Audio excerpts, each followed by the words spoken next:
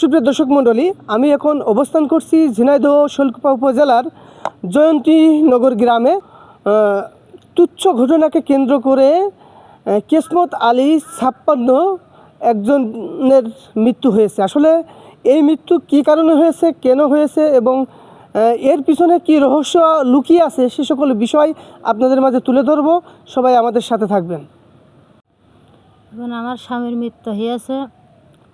স্বামী ফজরে রোজায় ছিল, ভোরে ভাত খেয়ে রোজায় থেকে ফজরে নামাজ পড়ে এসে সে হেঁটে বেড়াচ্ছে। হেঁটে বেরিয়ে কলে হাত পা ধরছে। সেখন ওই নবীসদ্দি রাস্তার উপারে যা হাইতাই বিলে গাল গালা দিচ্ছে, তার বকাঝকা করছে। করলে পরে তারপরে আমার স্বামীর আমি করছি যে ওরকম করে বকছে কী করতে। আমার স্বামী সেখন বলছে ওর তো আমি কিছুই বলিনি, আমি করছি যে হিলগে দেখে ছেড়ে নেবো না। তো কার দেখে ছেড়ে নেবা না? তো মানুয়ারের। তো বলছে যে তোর তো আমি কিছুই কইনি, তো তুই এরকম করছিস কে? ওই আমার স্বামী বলছে, ওই বাউনাই বলছে তোর তো আমি কিছুই কইনি, তুই এরকম করছিস কে? তারপরে রাস্তায় যে বলছে যে তুই তো আমার বাউনাই হইস, তুই বোন বিয়ে করেছিস, আমার বোন বিয়ে করেছিস, তুই তো মানুয়ারের বোন বিয়ে করিস নি, তো তুই মানুষের কথা শুনে আমার মারধর করিস কে আর আমার সাথে এরকম করিস কে? তা বলছে কি যে তোর খাইজলাতে মারি, আর তোর খাইজলাতে মারি আরও বকাঝকা করল।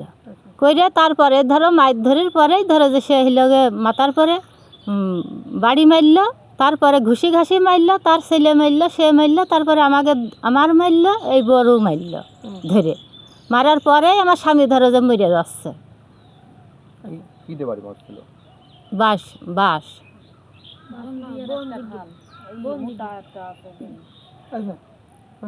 আপনার স্বামী কি হাই প্রেশারের রোগী ছিল? হ্যাঁ, হাই প্রেশারের রোগী ছিল। যখন মারা যায় তখন কি কি উপস্থিত ছিল? মানে মারামারির সময় উপস্থিত কি? মারামারির সময় উপস্থিত অন্য আজে বাজে লোক ছিল না। ওই যে ওই বাড়ির একটা ছেলে মারার পরে ধরো আসলে এসে ঠেকিয়ে দিল সে। আর আমরাই ধরো ওই জায়গা ছিলাম, আমার ছেলে ছিল, আমি ছিলাম, আর এই যে বউ ছিল, আর এই যে আমার এই যা। ওদের সাথে মূলত আপনাদের শত্রুতাটা কিসের? শত্রুতা ধরো যে পারিবারিক ব্যাপারে। একটু খোলামেলা বলেন আমাদের কাছে।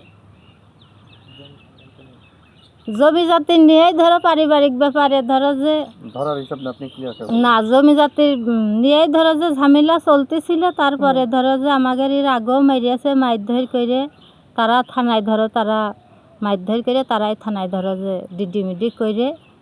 ও নাটির মার দাগ আমি আর দেখিনি, কি জানি হাতে তো কাজিয়ে নিতে মিলিশানরা কি ঘুষি মারতেছিল।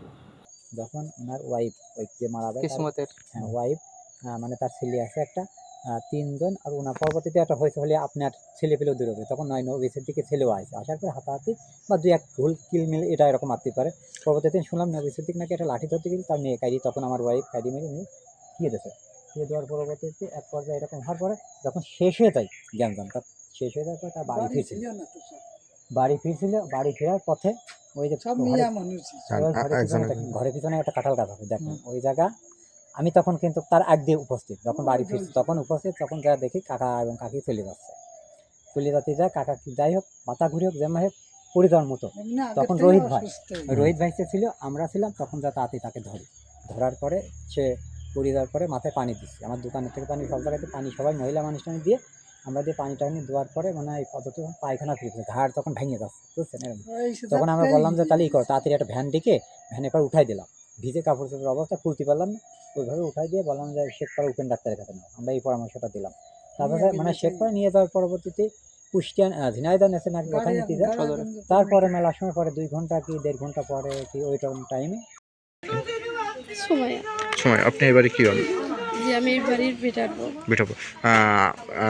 গত পরশু দিন যে জ্ঞানজামটা হয়েছিল তখন কোথায় ছিলেন আপনি? বাসাতে ছিলাম। কি জানতে পারেন? আমরা বাসাতে, আমার শাশুড়ি অসুস্থ 3 মাস ধরে, একদম খাওয়া দাওয়া বন্ধ। বাসায় আমরা শাশুড়িকে নিয়ে পোশাক পায়খানা করছে, আমরা শাশুড়িকে মানে ওইটা ধোয়া মোয়া করতেছি। আর ওইদিকে আমার শ্বশুর আমার ননদের মেয়েকে নিয়ে উনি হচ্ছে নাতিনকে নিয়ে ও দোকানে গেছে, ওনাদের বাড়ির কাছে ওই যে দোকানটা আছে ওই দোকানে গেছে বিস্কিট কিনতে।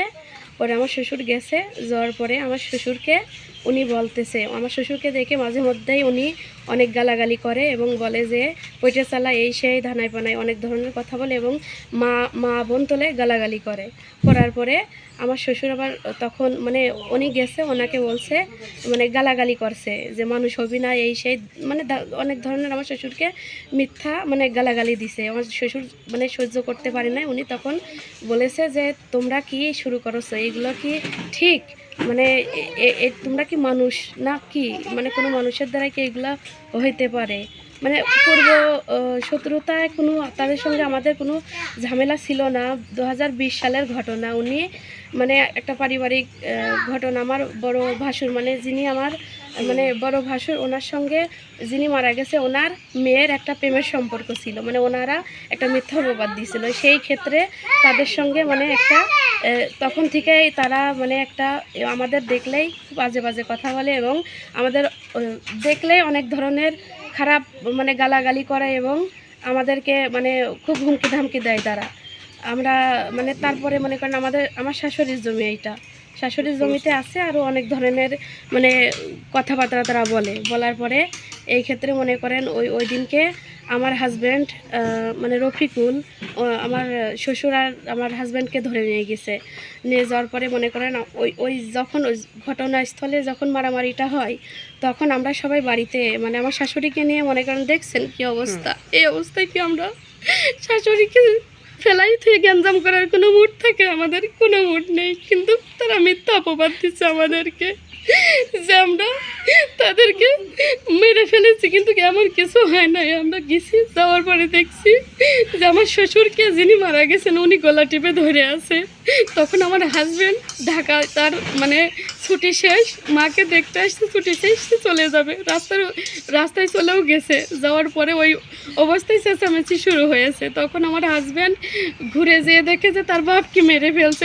তখন তার কোনো ছেলে কি চাই যে আমার বাপকে মেরে ফেলছে আর আমি সে চুপচাপ দাঁড়িয়ে দেখবো? তখন ওই ক্ষেত্রে মনে করেন উনি মানে ছাড়াছাড়ি করে দিতে গেছে, মানে এমনি হাতাহাতি দু একটা মানে হাতাহাতি ছাড়াতে যেয়ে তো হাতাহাতি হয়, এমন কিছুই হয়েছে। কিংবা তাকে যে গুরুতরভাবে কোনো লাঠি দিয়ে মারামারি কিংবা কোনো অস্ত্রপাতি দিয়ে মারামারি এমন কোনো কিছু হয় নাই। তখন আমরা ওই আমার সবাই গেছি ফ্যামিলি থেকে, মানে আমরা ঘটনা মনে করেন মারামারি হয়ে যাওয়ার পরে ওইখানে গেছি, যাওয়ার পরে দেখছি যে মানে আমার শ্বশুরকে অমন মেরে ফেলতেছে। পরে আমরা সবাই মিলে আমার হাজব্যান্ড শ্বশুরকে ছাড়া নিয়ে আমরা বাড়ি চলে আসছি। তখন তারপরে উনি হচ্ছে মানে আমরা তো আর জানি না, ওখানে ছিলাম না, তখন আমরা বাসায় চলে আসার পরে উনি হচ্ছে পেশাব পায়খানা করে নাকি স্ট্রোক করছে। তখন ওই অবস্থায় তারা নিয়ে তাই হসপিটালে নিয়ে যেয়ে একটা মিথ্যা মামলা দিছে যে আমরা ওনাদেরকে মানে মেরে ফেলছি। ওনারা নিয়ে যেয়ে মানে ঝিনাইদা মিথ্যা একটা অপবাদ দিছে নিয়ে যেয়ে, কিন্তু আমরা তেমন কোনো কিছুই চাই না। আমরা এখন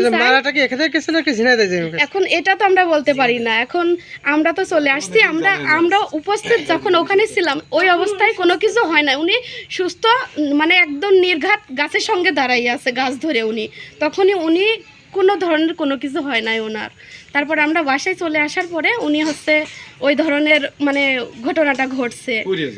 তারপরে হচ্ছে আমরা কোনো ধরনের আমার হাজব্যান্ড কোনো ধরনের তাকে আঘাতই করে নাই, কোনো ধরনের না। তিনি তার বাপকে ছাড়ানোর জন্য হয়তো হাতাহাতি করে মানে দু একটা মানে ঠেলাঠেলি হয়ে উনি নিয়ে চলে আসছে, এই ধরনের ঘটনা ঘটছে, তাছাড়া কোনো কিছু হয় নাই। তারপরে ওনারা এরকম ঝিনাইদা নিয়ে যায় একটা মিথ্যা মামলা দিছে, দেওয়ার পরে আমার হাজব্যান্ড এবং শ্বশুরকে ওনারা হচ্ছে ধরে নিয়ে গেছে। আমরা এটার মানে সুস্থভাবে বিচার চাই, আপনারা তদন্ত করেন। মনে করেন আমাদের ফ্যামিলিতে এখন আমার হাজব্যান্ড এবং শ্বশুর ছাড়া মানে কোনো ছেলে মানুষ না। এখন আমার ফ্যামিলিতে আমার যা আর আমার বড় যা আর আমি আছি, তার ছাড়া কেউ নাই। এখন মনে করেন সে যদি মারাও যায়, আল্লাহ না করুক, তার যদি মৃত্যুও এক মুঠ মাটি যে দেবে সেই মানুষটা নেই, বুঝছেন? মানে আপনারা এটার বিচার করেন এবং সুস্থভাবে তদন্ত করেন, করে আমাদের বাড়ির মানুষকে বাড়িতে ফিরাইয়ে দেন, এটাই আমাদের দাবি। আপনারা আমাদের